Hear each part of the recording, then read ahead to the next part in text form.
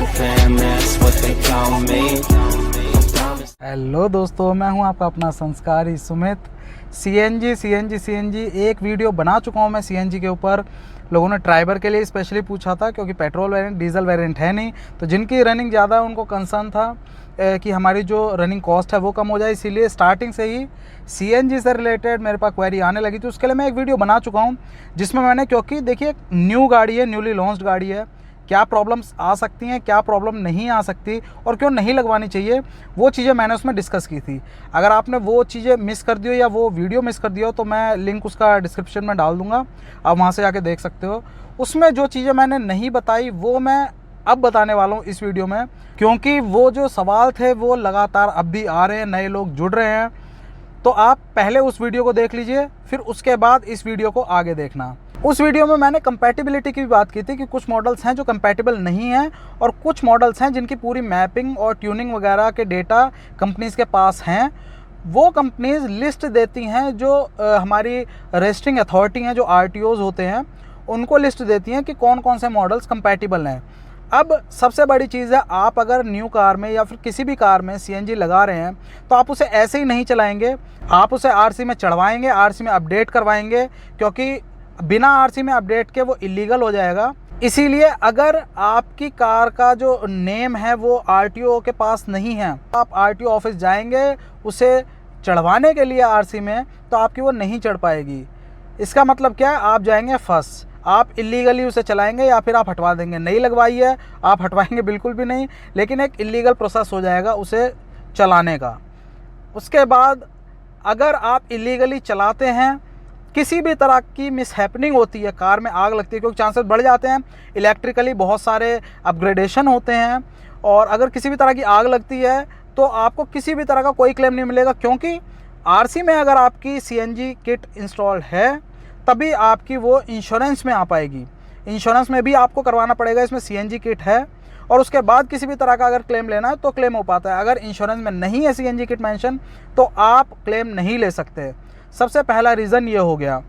जो भी अगर आप इंस्टॉल करवाते हैं और वो आपका आरटीओ ऑफिस में नहीं है, आपकी कार का जो मॉडल नंबर वगैरह है वो उसके लिए कैपेबल नहीं है, तो आप उसे आरसी में नहीं चढ़वा सकते। उसके बाद आती है पावर। कई लोगों के मन में अभी भी पावर का एक इशू है, डाउट है, ठीक है, उसके लिए मैं क्लियर करने के लिए एक वीडियो बना चुका हूँ। लेकिन अगर आपको 71 PS में, 72 PS में भी अगर डाउट है, क्योंकि 7 सीटर गाड़ी है, सिर्फ इसलिए, अगर यही 5 सीटर होती तो किसी भी तरह का कोई डाउट नहीं होता। अगर ये 7 सीटर गाड़ी है और इसमें आपको अभी भी 71 PS पे डाउट है, तो सोचिए सीएनजी के बाद 15 to 18% का ड्रॉप होता है। ये आप समझिए, अगर परफेक्टली ट्यून्ड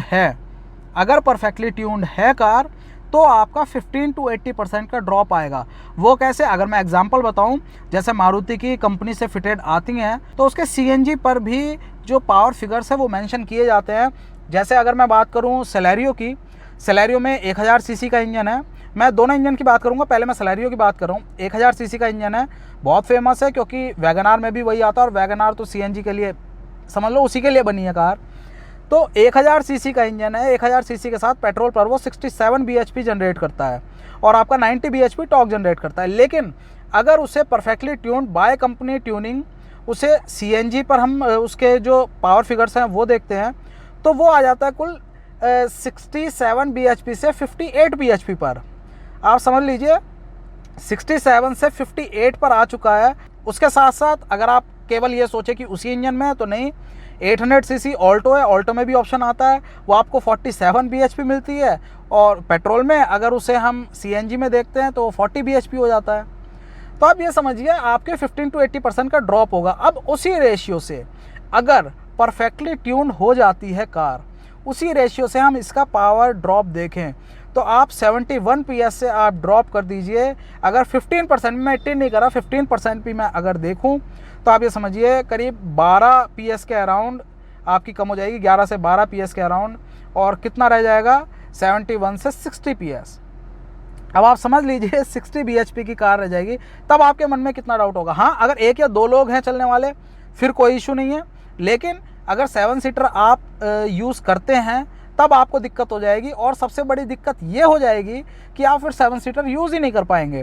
पीछे टैंक लग जाएगा, पीछे की जो दोनों सीट्स हैं, जो थर्ड रो है वो निकल जाएगी, कंप्लीटली रिमूव हो जाएगी, वहाँ पर आपका टैंक आ जाएगा और उसके बाद कुछ बूट का स्पेस बच जाएगा। तो आपकी 5 सीटर कार ही ये रह जाएगी। ये हो गया पावर फिगर्स। अब आप समझ लीजिए, उसके बाद आता है, जैसे मैंने अभी पावर फिगर की बात करी, 72 PS में डाउट था लोगों को, वो डाउट क्लियर करने के लिए मैंने एक 999 सीसी वाला एक वीडियो बनाया था, और उसके साथ आप जाके देख सकते हैं, टाइटल 999 सीसी इंजन वाला, और साथ में एक लो एंड टॉर्क, वो अभी रिसेंट में बनाया। लो एंड टॉर्क जैसे इसकी पावर जो डिलीवरी है उसको किस तरह से सेट किया गया है, उसका डेमो देने के लिए मैंने इसको इसका जो टॉर्क था उसको मैंने टेस्ट किया। अराउंड 16 की स्पीड से 86 की स्पीड तक कार सीधा बिना किसी जो गियर शिफ्ट था उसके चली गई, बिना किसी जर्क के। ये था कमाल इसके लो एंड टॉर्क का। जबकि CNG में सबसे बड़ी प्रॉब्लम आती है लो एंड टॉर्क की ही। CNG जब भी आप लगवाते हैं तब आपको रेव करना पड़ता है। इंजन जो आपकी नॉर्मली भी कार चल रही है अगर पेट्रोल पे, उसमें भी आपको रेव करना पड़ता है। तो आप सोचिए, इसमें वहाँ जहाँ पर ये कार बनी है, जिस स्पॉट पर डिलीवरी करने के लिए पावर को, वहाँ पर जो पावर है वो नहीं मिल पाएगी और लो एंड टॉर्क आपका नहीं मिल पाएगा। आप इतने परेशान हो जाएंगे उसमें चलाने में, जो आपका ट्रैफिक होगा, ट्रैफिक में चलाने में बहुत ज़्यादा परेशान हो जाएंगे। और जो परफॉर्मेंस आपको 16 to 86 की मैंने जस्टिफाई की थी डेमो के साथ, वो चीज़ उसमें नहीं मिल पाएगी।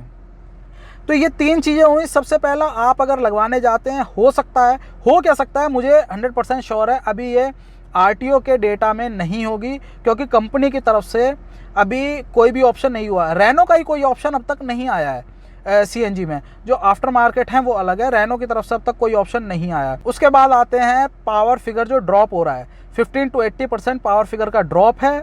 उसके बाद आपकी 5 सीटर परमानेंट कार हो जाएगी। कुछ लोगों को इससे कोई प्रॉब्लम नहीं होगी, ठीक है।